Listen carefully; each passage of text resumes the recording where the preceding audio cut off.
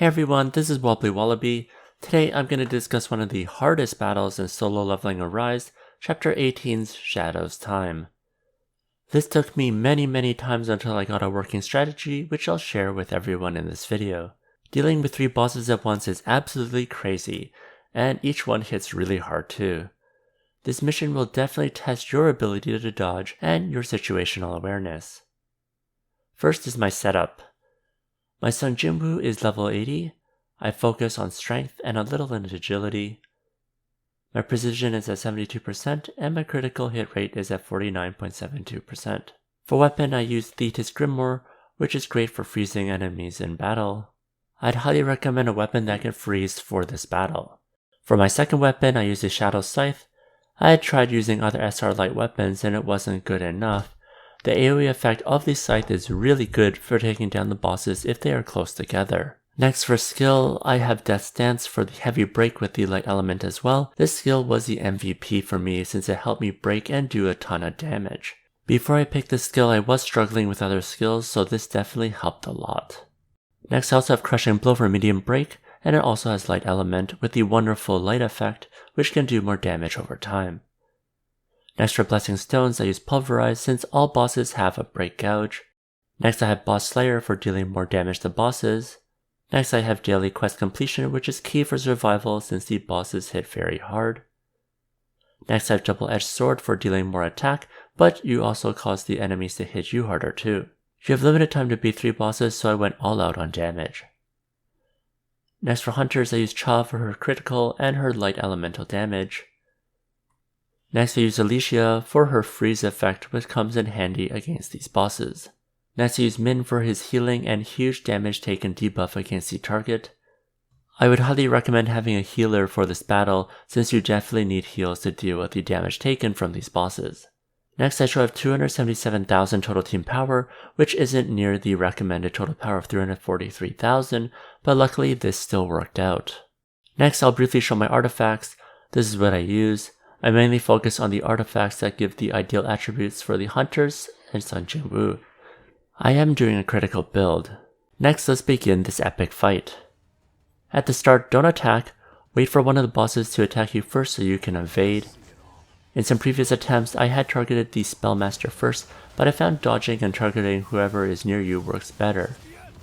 I found if I was trying to target one person, sometimes I'd get hit while trying to run towards that person and it wasn't as efficient.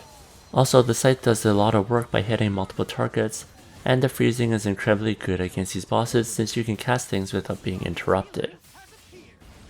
Next I hit break already. This was without any break from my hunters or weapons, so definitely use Death's Dance and Crushing Blow. This combo was amazing.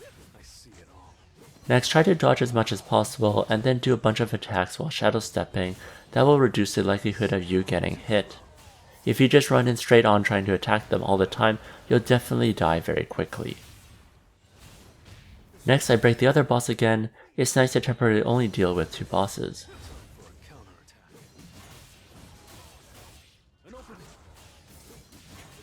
Next I break the last boss.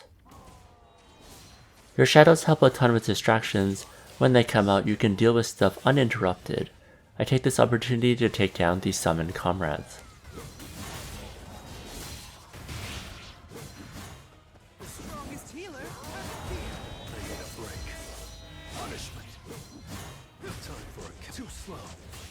Feel the wrath of Satan. This is the end. I see it all. Next, to avoid the firewall, I use my ultimate skill now and try to hit all 3 bosses at once for maximum damage.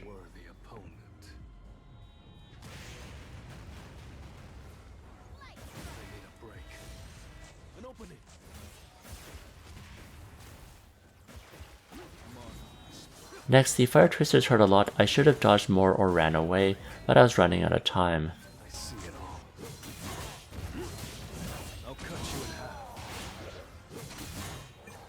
I thought I was dead at this point. My HP was almost at 0 with that last hit.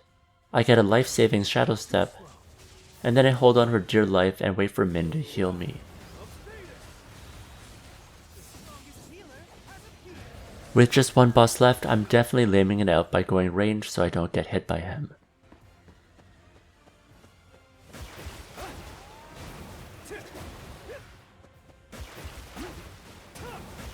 Explode. You're an unworthy opponent. At the end, I was able to get the SS rank and also 3 battle missions completed, so this was quite a good run.